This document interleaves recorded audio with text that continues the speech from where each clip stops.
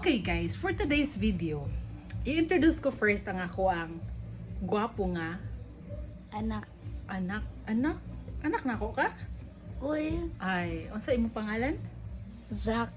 Okay, si Zach. So, every day, pagkagising ko sa umaga, nagre-prepare dayon ko sa mga gamit ni Zach, pakato sa school, ginaplansya ang iyang mga damit, ang iyang uniform, kay para presentable siya mo adtog school.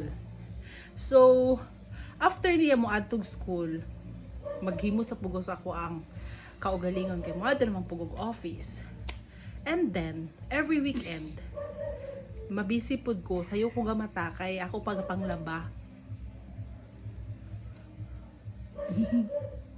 Tapos, daghan kay ko labo nun, ako paglabatan ng tanan. Tapos kayo ko kay ako, ang mga bayo ni Zach, ang bayo ni Ate. Ako tanan ka panglaba, bayo ni daddy nila, kapoy kaayo, wala ko yatabaan ni Zach. Ako ka panglaba, luoy kaayo ko. Kung anong kakatawa mo ka, kipos. And then, ako pag ginagahatod sa ila sa school. Kaluoy. Saan kayo? Saan? Hatod na ako sa school. Unya, kung hapon, dili na ako makahatod kay naamang ko trabaho. 3:30 man nila dismissal, so sa daddy nila gasundo. Pero kung morning, ako gahatod sa school. Saan kayo? Super sad. And then, gadrive ko sa kenan, kung minsan magmotor ko. Motor. Minsan magmotor pa ko. Kapoy kayo magatod sila sa school. And then, kung weekend, Nagkahilat ko. Wow. tapos, kung weekend, kapoy kayo ko kay pagmata na mo.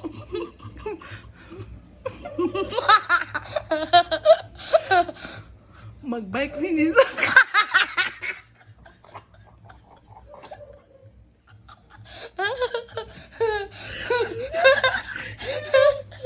Tapos,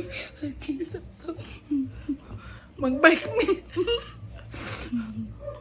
Sabay minisak magbike.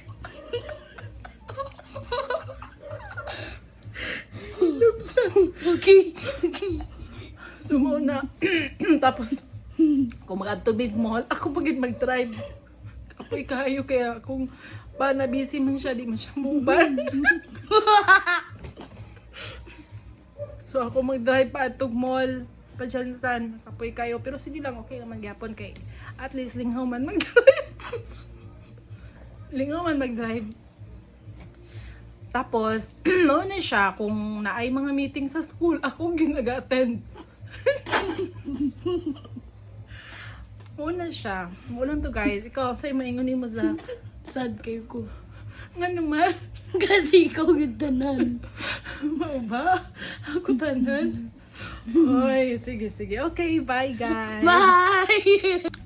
Hello guys. For today's video, story na ako ang amon nga ginabuhat diri sa balay everyday. So, pagka mata na akong sa aga, ako dayon na magluto kay para sa pagkaon sa mga bata. Tapos human ako. Hello guys, for today's video, story ko kung ano akong ginatrabaho diri sa balay. So, kung Sabado, ako ginagapaglaba. Sabi ko si Daddy.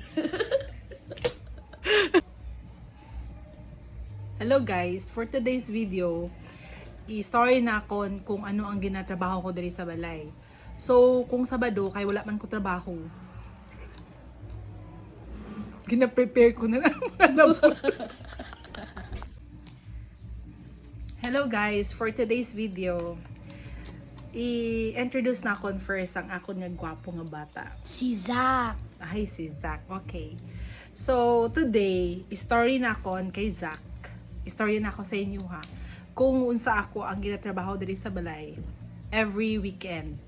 So, pagkamata na akong sa aga, after mag-pray, makadto na ko dayon sina sa labhonon.